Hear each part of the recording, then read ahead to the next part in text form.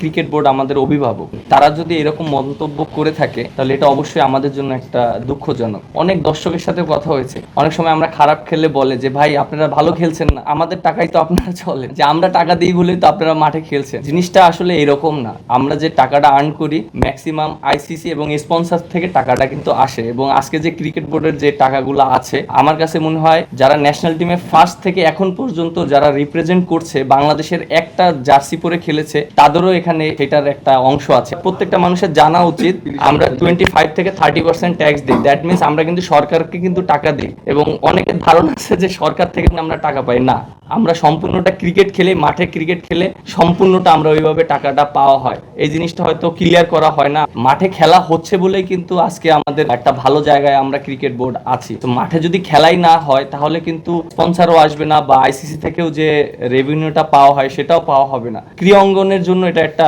লজ্জাজনক। আর আমার কাছে মনে হয় যে উনি যে মন্তব্যটা করেছেন, আমি জানি না উনি কিভাবে করেছেন, বুঝে করেছেন না না বুঝে করেছেন, এরকম মন্তব্য করাটা আসলে ঠিক না। ক্রিকেট অঙ্গন না, যে কোনো জায়গায় কিন্তু একটা দায়িত্ব অবস্থায় থাকে, এরকম মন্তব্য করা উচিত না। আর আমরা ক্রিকেটাররা যারা আছি আমরা সবসময় চেষ্টা করি ভালো ক্রিকেট খেলার জন্য, মাঠে ভালো পারফরমেন্স করার জন্য।